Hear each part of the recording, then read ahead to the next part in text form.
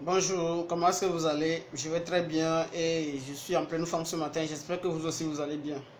Alors, comme promis dans ma dernière vidéo le samedi passé, je vous ai promis de vous parler de comment est-ce que vous pouvez voyager en Allemagne en tant qu'au pair.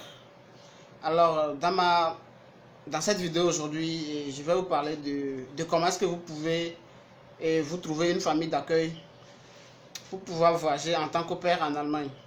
Alors tout d'abord, ce que vous devez connaître avant de vous lancer dans les démarches pour être au pair en Allemagne est, en premier, vous devez avoir entre 18 et 26 ans. De deux, vous devez avoir le niveau A1 en Allemagne, c'est le niveau de base A1 en Allemagne. Et de trois, bon, je crois que si vous êtes fille, c'est tout, parce que au père est réservé seulement aux filles et non aux garçons parce que aucune famille ne confiera son enfant à un garçon pour qu'il s'occupe au moment où il est allé au boulot ou quoi que ce soit. Donc, et les Allemands, les familles ont plus confiance aux filles qu'aux garçons. Donc voilà.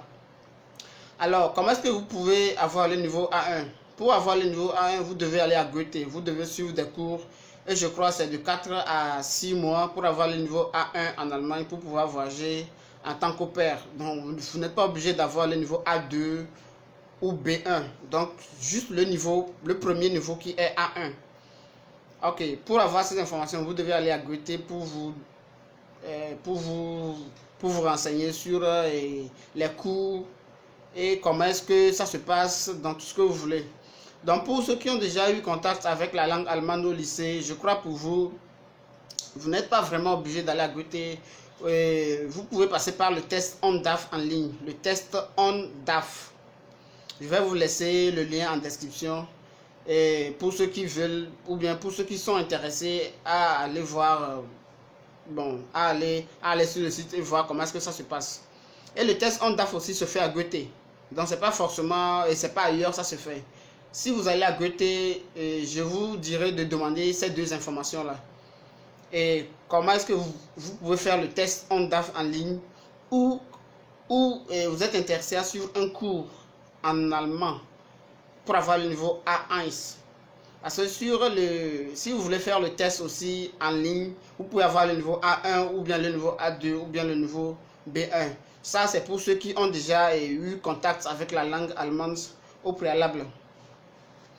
Voilà, comment est-ce que vous pouvez trouver une famille d'accueil? Pour pouvoir trouver une famille d'accueil, c'est de deux façons.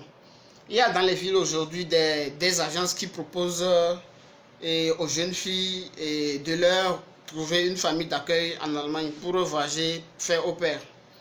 Je crois bien à Lomé ici, ça existe et je connais bien cette agence. Et vous allez déposer les dossiers avec 10 000 plus quelques photos passeport.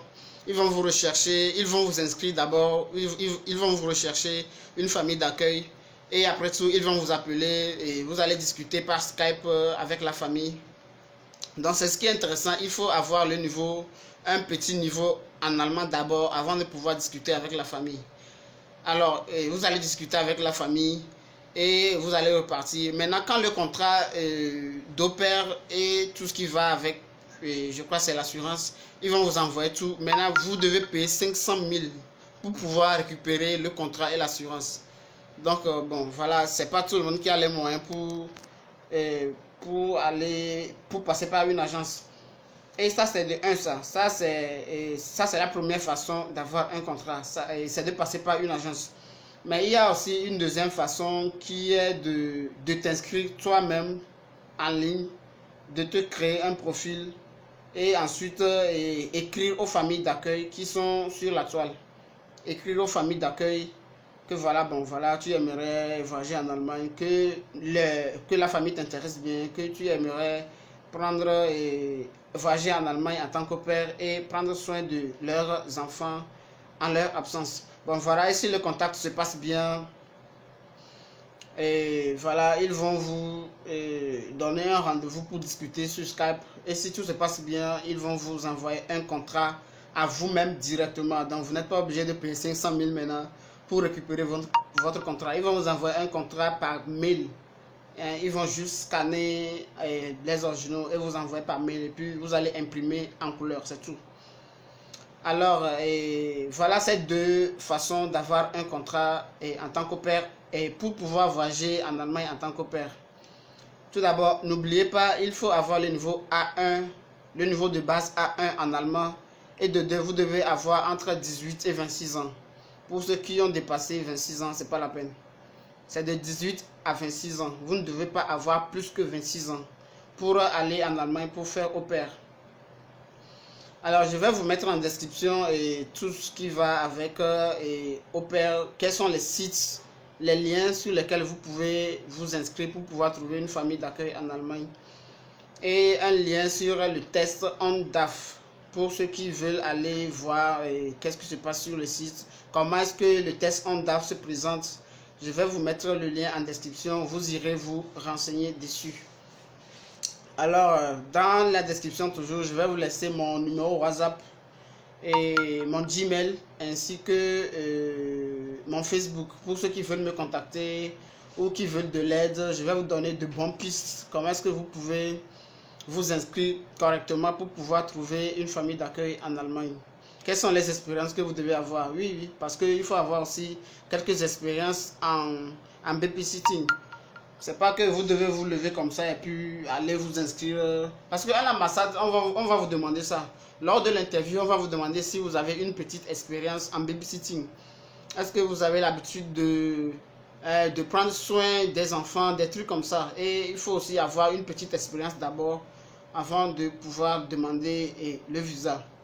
Alors, je vais vous dire, il y a aussi une manière.